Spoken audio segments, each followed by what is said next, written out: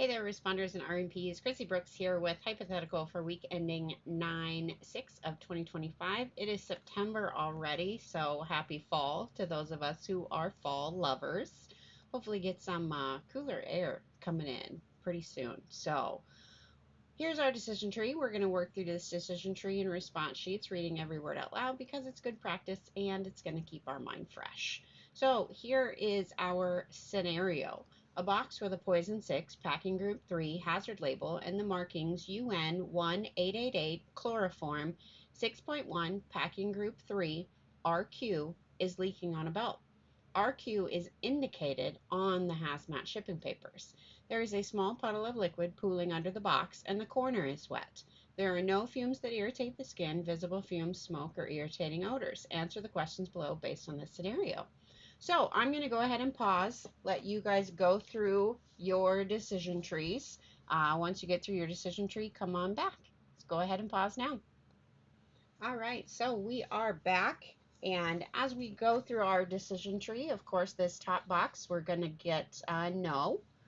Then we go down to this box, and we do have a diamond hazard label, so we get a yes. Then that takes us over to our box of items that are prohibited.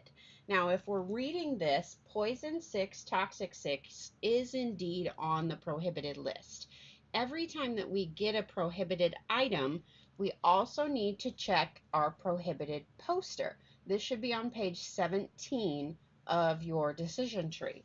So when we find the toxic 6 diamond hazard label, we need to read this little fine print that's next to it. That tells us that it is prohibited unless packing group 3 appears on or next to the label. Obviously, this guy has got packing group 3 on that label. So this package is actually not prohibited. It is not something that's prohibited. So we are going to continue down. So this one's going to get a no. Continue down our decision tree. This one will also get a no. The green box will get a no, which is going to end us up down here in the yellow box. We need to have a designated responder cleaning up and responding to this package. So green box, or excuse me, yellow box, UPS designated responder must clean up the spill.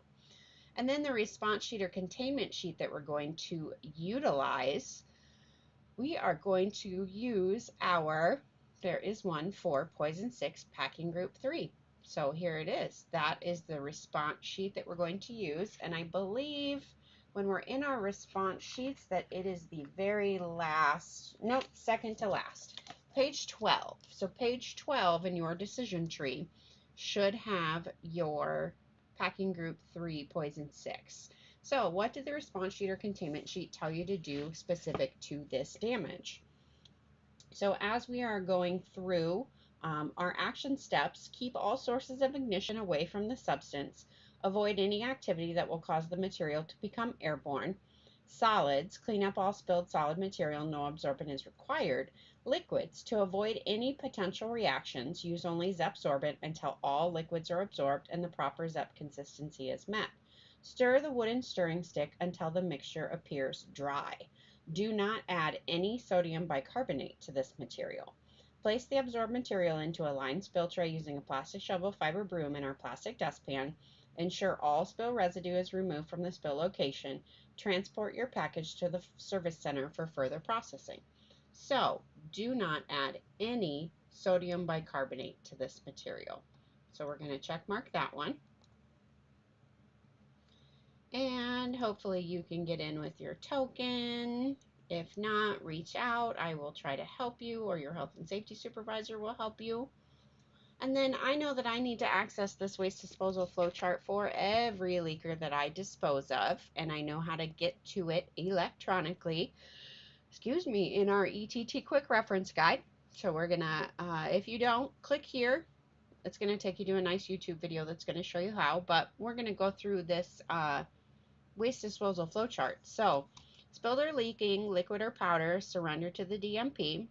It did not spill outside of a vehicle. It did not enter a drain, but it does have reportable quantity. That RQ is listed on the shipping papers.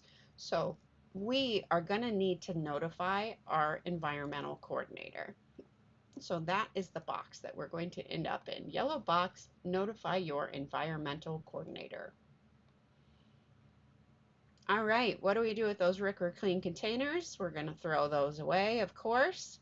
What tool aids us when looking for hazardous materials not allowed in the UPS small package system? Well, we just used it. I told you that it's on page 17 of your decision tree. Right here it is. And this is our prohibited materials poster. So prohibited poster is the answer for that one. Hopefully you've got your DOK done. Well, actually, you know what? It's the first week of September, so maybe you don't. And that's okay. You've got the whole month to get it done. And moving on to everybody's favorite page. This one's pretty simple and straightforward because we're calling our environmental coordinator. Oh my goodness, y'all, it's only 6 o'clock on Labor Day and I am yawning. So hopefully you're more awake than I am. All right, everybody's favorite page. Go ahead, use your drop downs, find your name.